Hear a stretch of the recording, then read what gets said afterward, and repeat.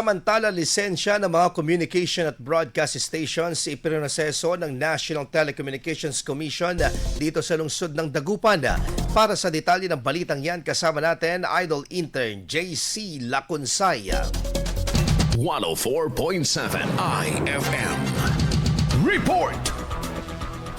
Inilapit ng National Telecommunications Commission ang kanilang on-site assistance sa isang mall sa Dagupan City sa pamamagitan ng isang mobile licensing program noong 3 ng Hunyo 2026. Sa nasabing mobile program, direktang tumanggap ang NTC ng aplikasyon para sa bagong lisensya at renewal. Isinagawa mismo sa isang mall sa lungsod ang document screening, verification ng requirements at pagbibigay ng gabay sa mga kliyente. Sa panayam ng IFM News Dagupan, sinabi ng ahensya na layon ng inisyatibong mapabilis at mapagaan ang proseso ng aplikasyon at renewal para hindi na kailangan bumiyahe ng mga kliyente papunta sa regional office. NTC kasi ang headquarters namin nasa La Union pa, regional office kasi kami. So pupunta kami sa mga provinces, isa na nga ito sa mga programs namin para mas mapalapit sa mga clients namin. So instead of sila yung pupunta sa regional office sa La Union, kami pumupunta dito. So this time nasa Dagupan kami para mag-entertain ng mga applications sa mga permits and licenses ng mga kliyente namin. So ang purpose ito, matulungan namin na makapagpa-renew, mag-apply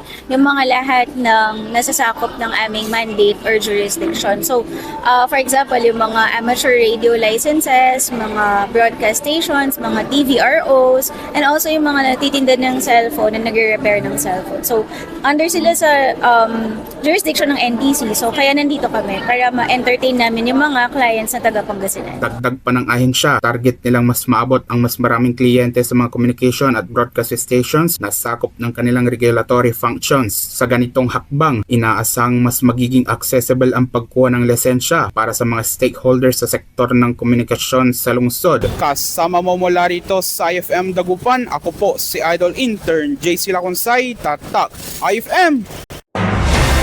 IFM News. IFM News. IFM